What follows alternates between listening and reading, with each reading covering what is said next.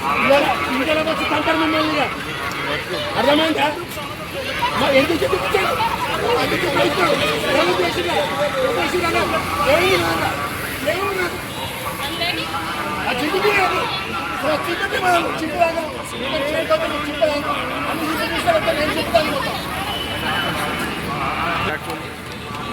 గుడి దగ్గర రాజకీయాలు ఎందుకని మేము బ్యానర్లు వేయలేదు.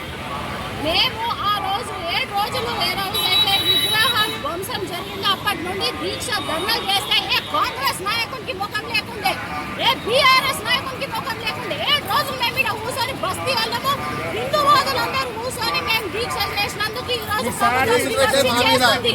మేము దెబ్బలు తిన్నాం. మా మీద కేసులు వేసిండ్రు. నిన్న రాత్రి చూస్తే బ్యానర్లన్నీ నింపిరు. వాళ్ళు నింపినప్పుడు నేనెందుకు నింపొద్దు? నాకు చాలా లేకనా అని నేను బ్యానర్ వేస్తే బీజేపీ బ్యానర్లు చెప్పిండ్రు. ఏంటిది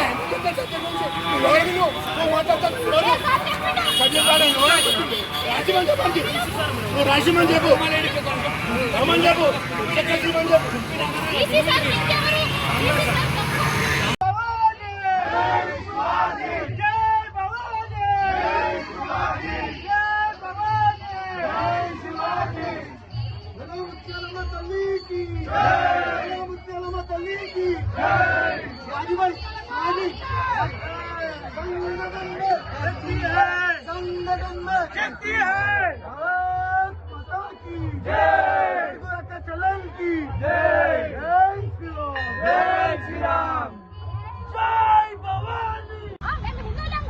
మరి ఇప్పుడు చెప్పారు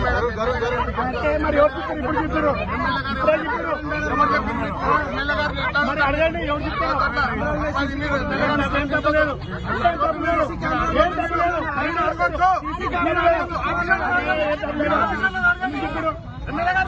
మేడం మేడం చేయి మేడం మేడం చేయబెట్టకు ఆగు జర ఆగు మేడం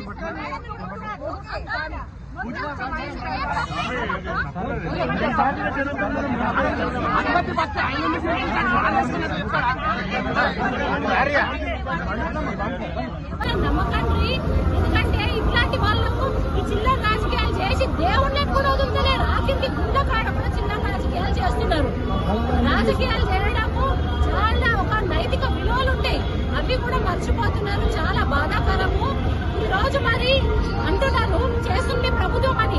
గత ప్రభుత్వంలో ఎప్పుడు ఇట్లా గుండె మీద దాడి జరగలే.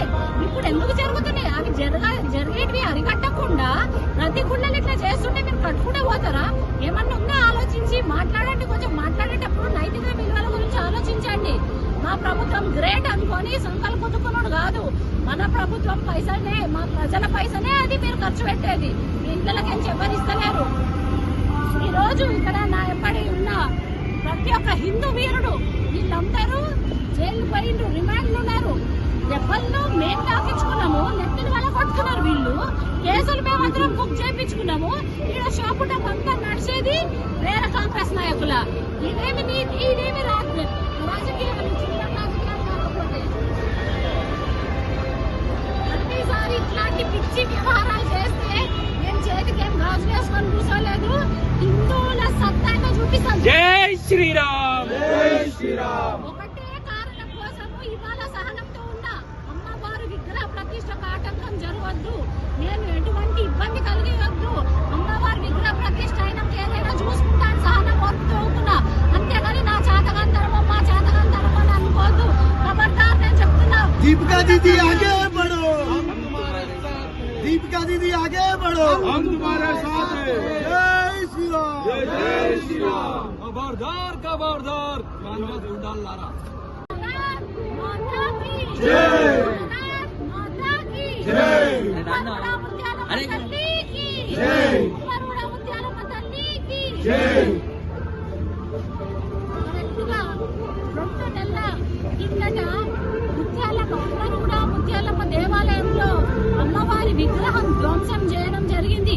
కొంతమంది ఇస్లాం మతస్థులు అది మన కుమర్గూడ రెసిడెన్స్ పట్టుకొని పోలీసులకు అప్పచెప్పడం జరిగింది. మేము హిందూ సంస్థలన్నీ భారతీయ జనతా పార్టీ కానివ్వండి, బజరంగ్ దళ్ కానివ్వండి, విశ్వ హిందూ పరిషత్ కానివ్వండి, ప్రతి ఒక్క హిందూ బంధువు కూడా 7 రోజుల పాటు నిరసన చేసి ప్రభుత్వం గద్దె దిగి ఈ రోజు 30 లక్షలు ఖర్చు పెట్టి అమ్మవారి పంచలోహ విగ్రహ పునర్ప్రతిష్ఠ చేయడానికి కారణమే ప్రతి ఒక్క హిందూ బంధువులు. అట్లాంటిది కాంగ్రెస్ నాయకులు చేతగాని ధనంతో అది ఓర్చుకోలేక ఈ రోజు మా భారతీయ జనతా పార్టీ పెట్టిన బ్యానర్లు కూడా చెప్పిండ్రు. వాళ్ళ ఇన్సెక్యూరిటీ చూడండి. వాళ్ళు హిందువులు కాదా? దాని మీద రాసింది ఏంటి? హిందూవాదులు చేసిన పోరాటానికి దిగొచ్చిన రాష్ట్ర ప్రభుత్వం రాష్ట్రం. ఏం తప్పు చెప్పినాం? ఆ రోజు మేము పోరాడేపాటికి ఈ రోజు ఇక్కడికి వచ్చి చేసింది.